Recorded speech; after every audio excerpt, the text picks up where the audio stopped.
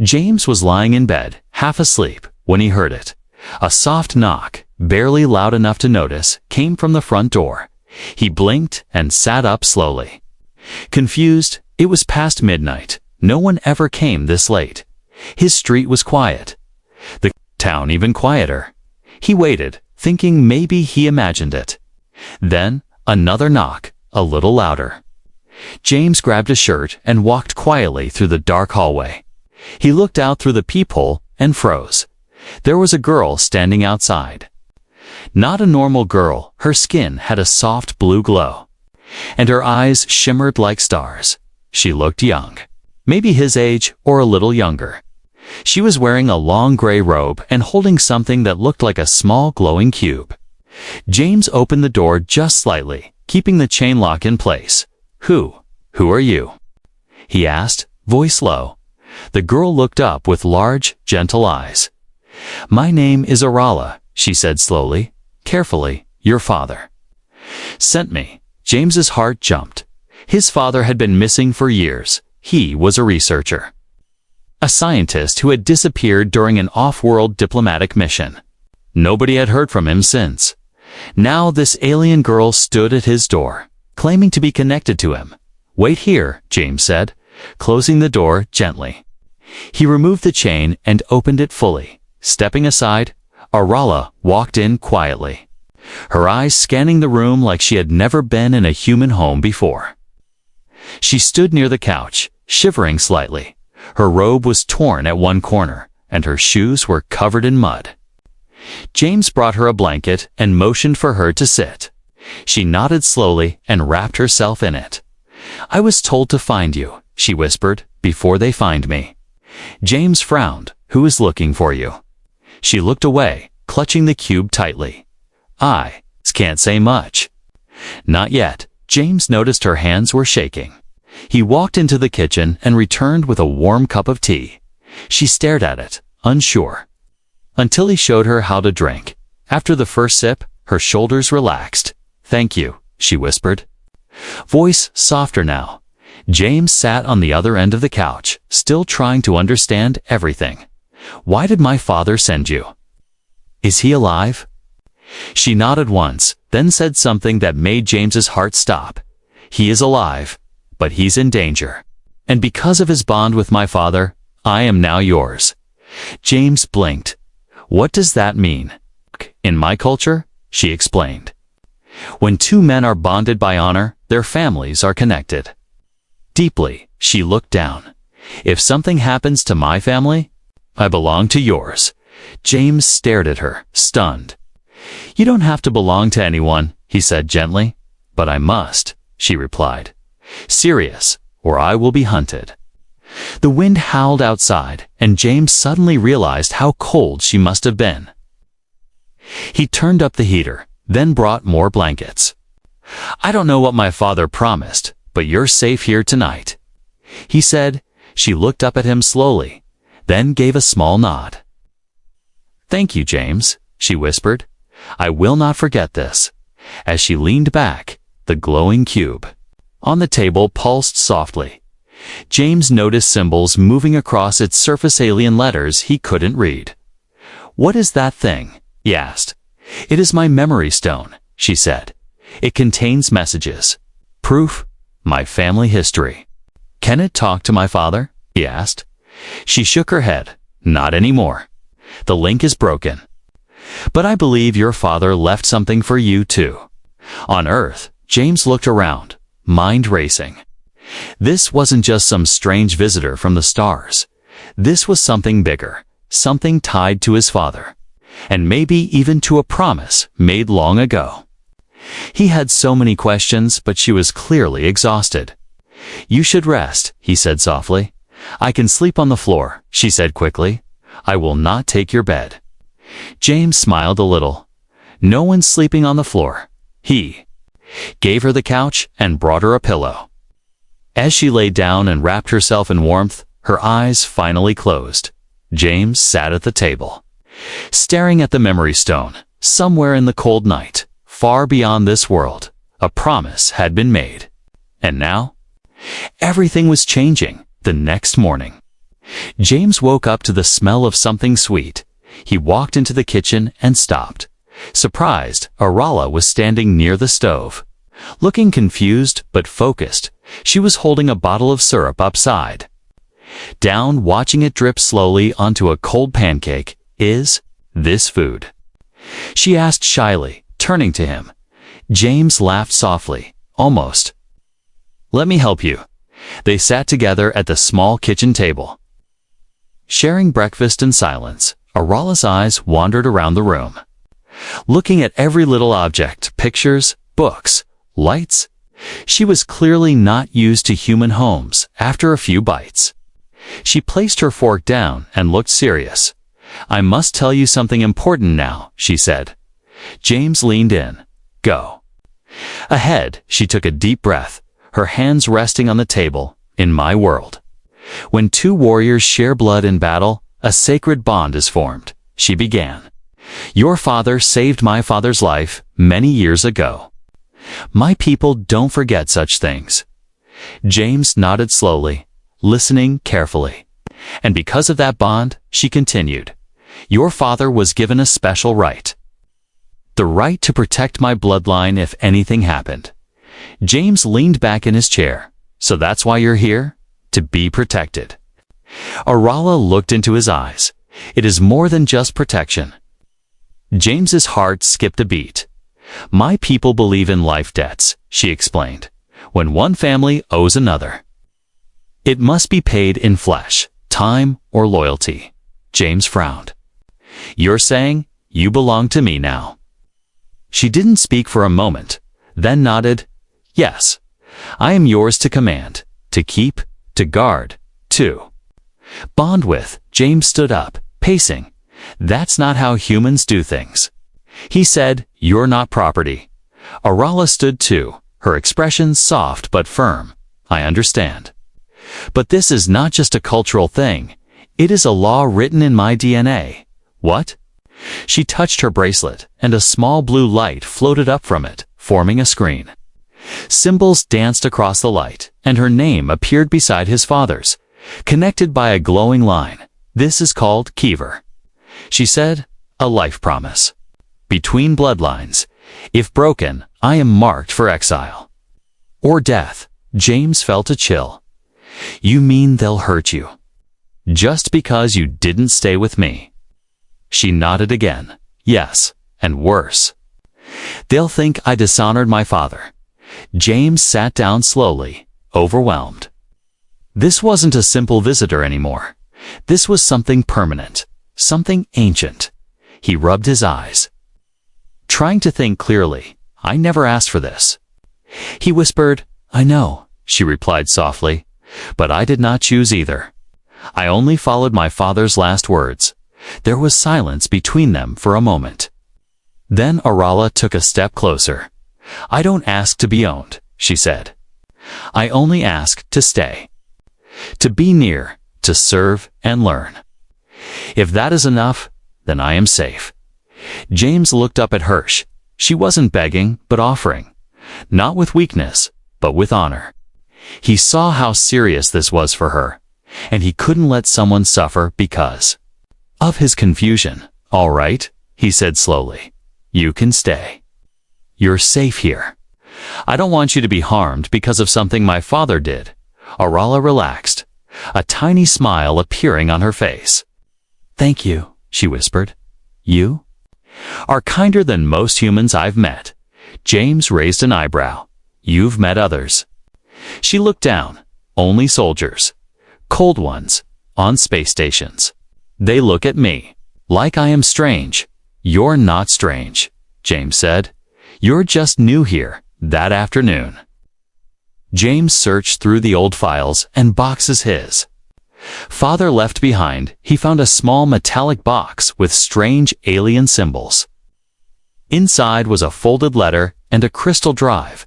The letter was handwritten. In his father's voice, if Arala comes to you, do not fear. She is a gift of great importance, and her presence means I'm either lost or near death. Protect her.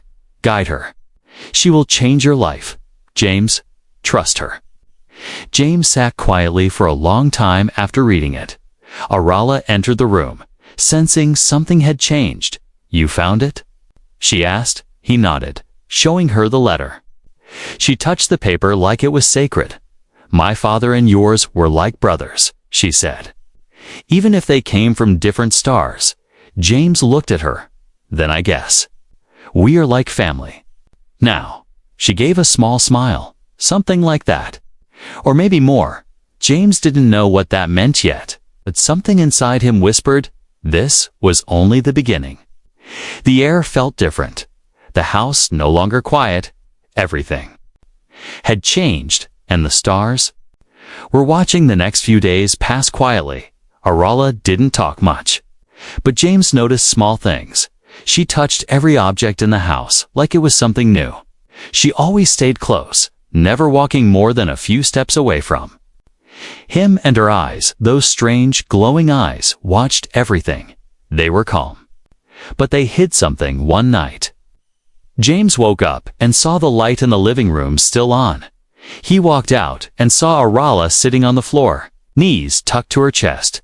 She wasn't crying, but she looked like she wanted to. The memory stone floated above her hand, spinning slowly. Soft alien whispers echoed from it. James stepped closer. "Can't sleep?" She looked up quickly, startled, then shook her head. "I see them when I close my eyes." "Who?" "The ones chasing me," she whispered. "The ones who destroyed everything." James sat beside her. "You never told me what really happened." She lowered her gaze. "Because I didn't want to scare you." "I'm already scared," he said gently, "but not of you." She took a long breath, then touched the memory stone again. A hologram floated into the air, a burning planet. Black ships raining fire from the sky. "My home. It's called Velis," she said. "We lived in peace for centuries." James stared at the image of people running through smoke and ruins. Arala's voice cracked. "They came without warning. They called us weaklings. They wanted our crystal mines. And our women." James clenched his fists. "Who were they?" "Scraters," she said. "They don't follow any laws. They only follow blood." Her hands trembled slightly. "My father tried to protect me. He made a deal with your father to send me here before it was too late." James was silent. He now understood Arala wasn't just some guest. She was a survivor, a hunted one. He looked at her. "Why didn't you tell me everything sooner?" "I thought you'd send me away," she replied softly. "Humans protect their own. I'm not one of you." James shook his head. "But you are now. I don't care what planet you came from." She looked at him, surprised. "No one's ever said that to me," she whispered. Not even on the refugee ships that hit James hard. How many people had she trusted, only to be pushed aside? He reached out and placed his hand gently over hers. "You're safe now," he said. "No one's going to hurt you here." Suddenly, the memory stone glowed brighter. A sharp tone rang out, and strange symbols began to spin around it. Arala gasped. "No. No, this signal leads a trace." James jumped up. "What kind of trace?" "They found me," she said, her voice full of panic. "They found this location." James ran to the window and looked outside, in the sky above the woods. A small blinking red light hovered silent but watching. A drone, not human-made. "Get your things," James said quickly. "We need to move now." Arala grabbed the memory stone and threw a gray cloak around her shoulders. They ran out the back, through the cold night air. The sky was dark, but the stars felt close, like they were watching too. They ran through the trees toward the old barn near the edge of the property. James remembered the hidden basement his father once showed him. They reached the barn, and James pulled open a hidden trapdoor under the hay. Inside was a cold, dark space, filled with old tools, metal crates, and dust. He helped Arala climb down and shut the hatch above them. Only a dim light from the memory stone lit the room. Arala sat on the ground, breathing hard. her chest rising and falling quickly. I didn't think they'd find me so fast. She whispered. James sat beside her. You said you were marked. Is that how? Yes, she said, holding up her bracelet. This bond also lets them track me. Unless we break it. James looked at her. How do we break it? We can't, she said sadly. Unless what? She hesitated, then looked him directly in the eyes. Unless you accept the bond fully. Then I am no longer their property. I become yours. James was silent. This was too fast, too big. I'm not ready for something like that, he said honestly. Arala looked down. Then, we hide. They sat in silence, the sound of distant drone engines fading away. James stared at her face, so strong, yet so scared. He realized something deep in his chest. He didn't just want to help her out of duty anymore. He wanted to help her because she mattered to him now. He leaned closer and said, We'll find a way. I promise. I won't let them take you. Arala looked into his eyes, tears forming for the first time. Then I trust you, she whispered. Even if the stars fall, I trust you. And in that quiet barn, surrounded by shadows and stars, a new kind of bond began to grow, not from law, not from promises, but from something real. The barn was quiet. Only the sound of soft breathing and the faint hum of Arala's memory stone filled the dark space. James sat on a wooden crate while Arala rested. On a folded blanket beside him, her eyes were closed, but she wasn't asleep. James could tell her shoulders were tense, and her hands stayed on her bracelet like she was waiting for something. Suddenly, the bracelet blinked. One blue light turned red. Arala's eyes snapped open. She sat up fast and whispered, They're here. James stood quickly. What do you mean? The tracker inside this bracelet just activated, she said, her voice tight. They're pinging. It's searching for my signal. James looked around, heart pounding. Can we destroy it? Arala shook her head. Not without special tools. If I break it wrong, it sends a distress signal. She stood up and began pacing. They're getting close. Maybe already nearby. James opened a dusty locker in the barn's corner. Inside were some old boxes, a flashlight, and something wrapped in cloth. He pulled it out and unwrapped it. It was a strange silver tool, shaped like a claw, I think. This belonged to my dad. Maybe it can help. Arala's eyes widened. That's a Velas disruptor tool. It can disable alien tech safely. She sat down and held out her arm. Use it here. On the side of the bracelet, James hesitated. What if I mess up? She smiled faintly. Then we both explode. But I believe in you. His hand shook slightly as he aimed the tool at the bracelet. A soft humming sound began as the claw glowed blue. He touched the side of the bracelet and sparks flew. For a moment Arala winced but didn't move. Then click. The red light on the bracelet died. She sighed in relief. It's off. They can't trace me now. James dropped the tool and sat back. Breathing hard. We should still leave, he said. If they were close, they might still be coming. Arla nodded. Yes. We have hours, maybe less, James thought fast. He remembered something his father had once shown him, a hidden hangar beneath the hills. It was far from the town, built under a false rock formation. Come with me, he said. Grabbing his backpack, there's a place. A ship, maybe. My dad used to keep it hidden. They left the barn quietly. Moving through trees and shadows, the sky was clear above them. Stars blinking like distant watchers. Arala walked beside him, fast but careful. She moved like someone trained to run. Like someone who had escaped before, halfway up the hill. They heard a low mechanical hum in the sky. James looked up and saw a dark shape in the clouds. It was long, like a dagger, with red lights scanning the ground. Hide, Arala whispered, grabbing his arm. They jumped behind a fallen log as the drone ship passed slowly overhead. Its scanner swept the trees, casting a red glow on everything. James held his breath, covering Arala with his body. The drone hovered for a moment, then moved on. When it was gone, they ran again up, over rocks, past bushes.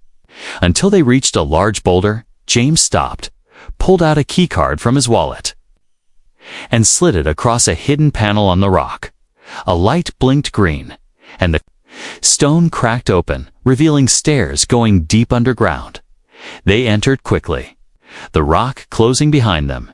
Inside, glowing lights lit a narrow path leading to a metal door. James placed his hand on a scanner, and the door slid open. There, it was his father's secret ship, sleek, silver. With alien designs and Earth tech fused together, Arala gasped. "This is beautiful. It's called the Whisper Light," James said. "My dad said it could vanish in space if needed." They stepped inside, and the lights turned on, reacting to their presence. James sat at the pilot seat and activated the console. Arala took the co-pilot seat, fingers dancing over symbols she clearly understood. "We can leave Earth," James said. "We can go where they won't find you." Arala looked at him, her voice soft. "What about your life here?" "Your home?" James paused, then smiled. "If I stay, you die.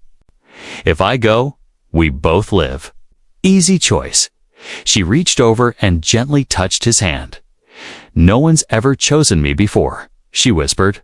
"Well," James replied, "let's change that." The ship hummed to life.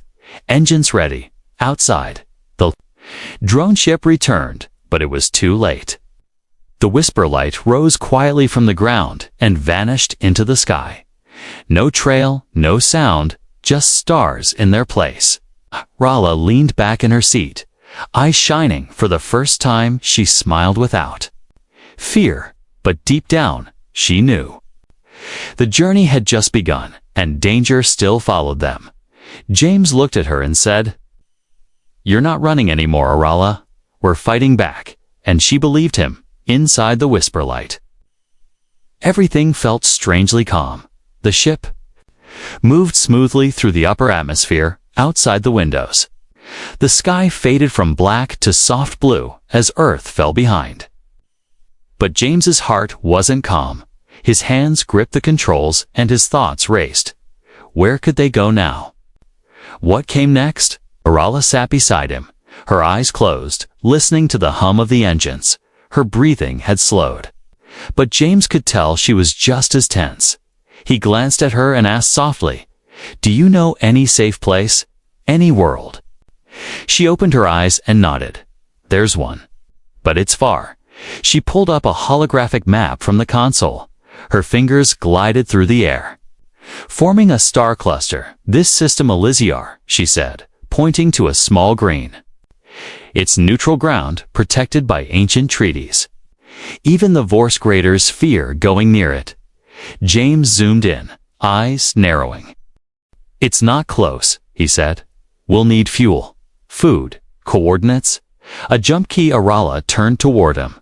"I can help. I still remember how to fly Velis Tech, and I know someone who can give us what we need." Her voice trailed off, a shadow falling over her face. James noticed. "Who?" "My mother's old friend. He lives in a trade ring orbiting the moon Kestra." James brought up the name, but his face darkened. "That station's full of smugglers and bounty hunters." He said, "Are you sure he can be trusted?" Arala looked down. "No, but he's all we have." James sighed, then nodded. "All right. One stop at Kestra. Then we run to Elysiar." He leaned back, trying to breathe. Every second, it felt like something was creeping up behind them, something they couldn't see. They set the ship's course and activated the stealth drive. The ship turned slightly, then vanished into the deep black of space. No signal, no noise, just silence. James left Arala to rest and went into the lower deck. Searching the emergency lockers, inside, he found old packs, dried food, and something he didn't expect, a hidden compartment. With a weapon. It wasn't human-made. It was a long staff with blue lines running through it. When he touched it, the lines glowed, and the air around it vibrated. Arala appeared behind him quietly. "That's a soul staff." "From my people," James looked at her, surprised. "My father must have left it for your father," she said, stepping closer. It was used by defenders, warriors who protected the innocent. James held it in both hands, feeling its weight. "I'm not a warrior," he said. Arala looked at him, her voice calm. "You are now." Hours passed, and soon the station of Kestra appeared in the distance. It spun slowly in orbit, surrounded by smaller ships, like flies around a light. James locked into the outer ring and slowly approached. "We land, we get the supplies, we leave." "Fast," he said. Arala nodded. "I'll stay close." As they docked, the airlock hissed open. The station smelled of oil, metal, and old smoke. Lights flickered above as traders, aliens, and mercenaries moved through narrow halls.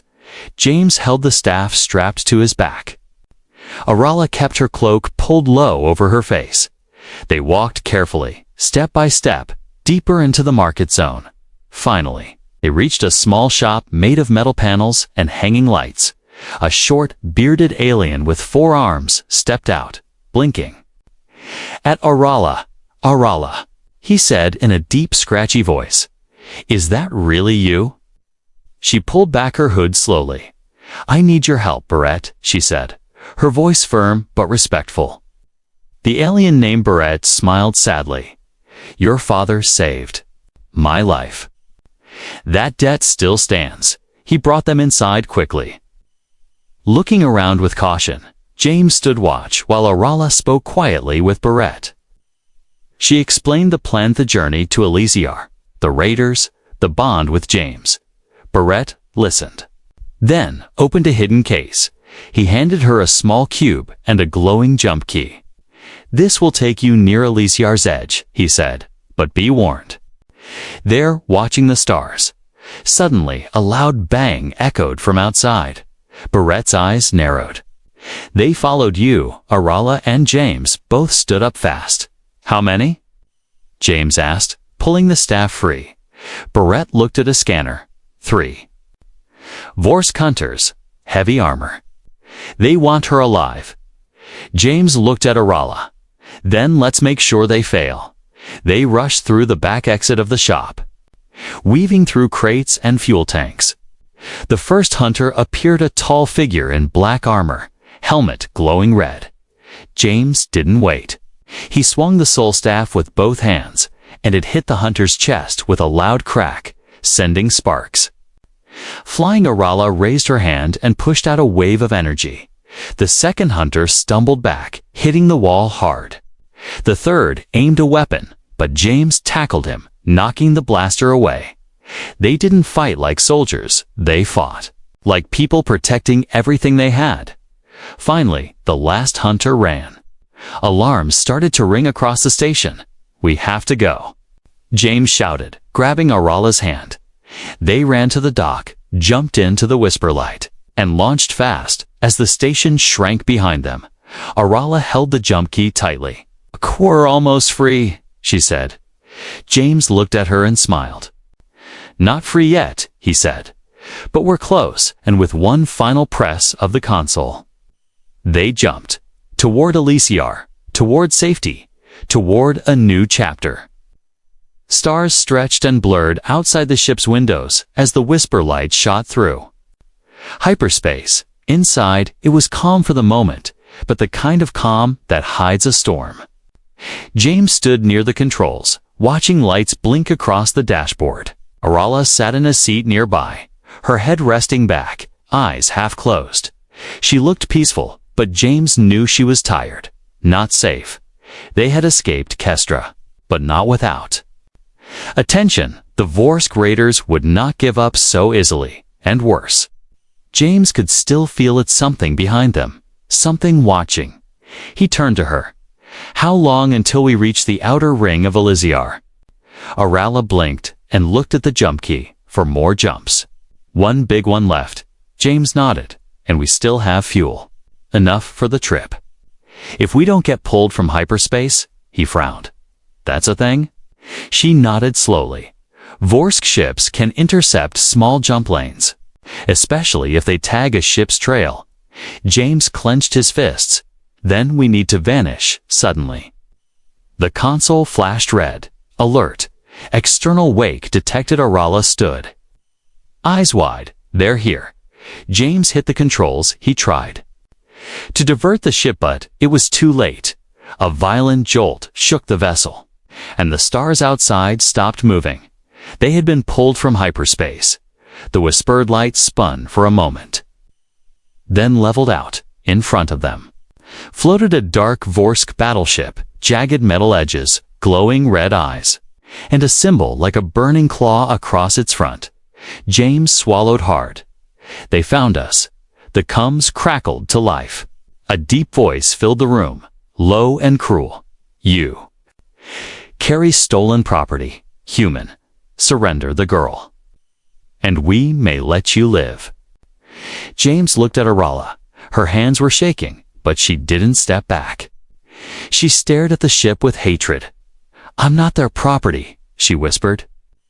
I'm not a thing to be returned. James turned to the mic and answered. She's under my protection. You'll get nothing. The voice laughed darkly. Then you will burn. Energy blasts fired from the enemy ship. James yanked the controls as red beams flew past the hull. Arala jumped into the co-pilot seat, hands flying. Across alien controls, I'll activate the defense system your father added. Cloaked turrets. Panels opened from the side of the Whisper Light. Laser cannons spun into place and fired back. Bright blue bursts shot toward the Vorsk ship. Striking its shield and shaking its front, the enemy moved fast, circling them like a predator. But the Whisper Light was faster. James dodged left, then dove down. They flew close to an asteroid field, small rocks spinning in space, into the field. Arala shouted. James didn't hesitate. He steered them through the tight gap between the first rocks. Behind them, the Vorsk ship followed. Slower and heavier, inside the asteroid field. It was chaos. James dodged one, then another. A rock scraped the bottom of their ship, but they kept going. Suddenly, the rear screen showed something, a small, hidden moon tucked behind the biggest asteroid. There? James shouted, if we land and hide, we might shake them. Arala nodded, and the rocks will block their scans. James guided the ship down toward the surface of the moon. It was dark. Covered in black ice and silver dust, they landed behind a jagged cliff, turning off the ship's power completely. The lights dimmed, and silence fell. They waited. Minutes passed. Then, the Vorsk ship flew past, searching, scanning but not finding, and finally, it vanished into the stars again. Inside the ship, James exhaled deeply. That was close, he said. Wiping sweat from his forehead, Arala looked at him and smiled weakly. You flew like one of us, she whispered. Maybe better. James chuckled. I think I aged 10 years in 10 minutes. She laughed softly, but then grew quiet. Her voice turned serious. You didn't have to do all this. Most humans would have left me behind. James looked into her eyes. I'm not like most humans, he said. You're not a burden. You matter. Her eyes shimmered, not from light, but from emotion. She stepped closer, reached out, and placed her hand on his chest. In my people's language, she whispered, I would call you Thavel. It means heart guardian. James didn't know what to say, but he didn't need to. In that moment, under alien stars, hidden on a silent moon, two people from different worlds shared something that didn't need words. After a while, Arala turned and activated the final jump key. This one will take us just outside Elysier. We'll be safe. If we survive the next jump, James sat back at the controls, nodding. Let's finish this. The engines hummed again.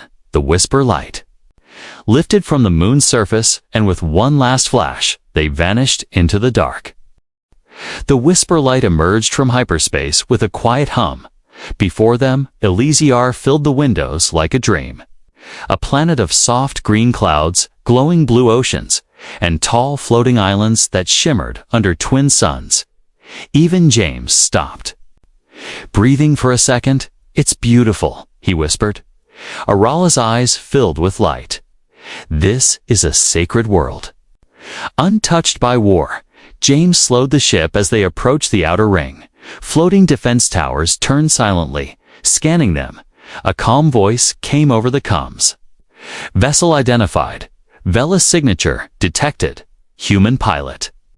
Clearance granted. Welcome to Elysiar." James raised an eyebrow. "They knew your people." Arala smiled gently. "My ancestors helped protect this planet centuries ago. Their names still echo here." They flew over green valleys and shining waterfalls before landing on a crystal platform. A soft mist surrounded them as they stepped out of the ship. The air was warm and smelled like fresh rain and flowers, bird-like. Creatures with wings made of light flew above, singing in strange tones. James looked around, stunned. "This place feels like peace." Arala nodded slowly, her voice quiet. "That's why we came here." A tall woman with glowing robes approached. Her skin was silver blue like Arala's, but older. Wiser, she bowed to Arala. "Daughter of Velas, you are welcome." "We have been waiting." James stepped forward, unsure. The woman smiled at him too. "And you, Heart Guardian?" "You are known." James blinked. "Me?" The woman led them to a quiet garden where blue flowers opened as they walked past. "You carry the soul of one who protects. The bond you share with Arala is not just tradition, it is fate." They sat under a tree that glowed faintly in the shade. James asked, "Can we stay here? Or will the Vorse come again?" The woman shook her head. "Elysiar is protected by ancient forces. No evil dares enter our skies."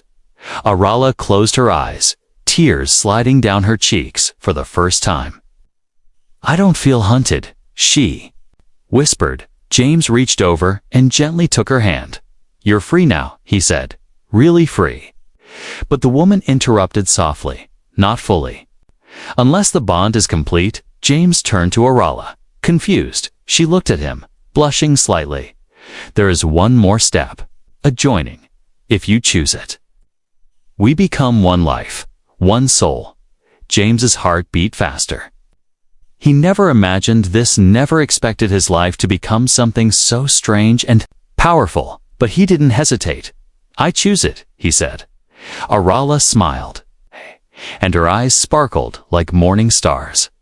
Later that evening, under twin moons and glowing lanterns, a small ceremony took place beside the lake. James wore a white robe given by the Elysiar keepers.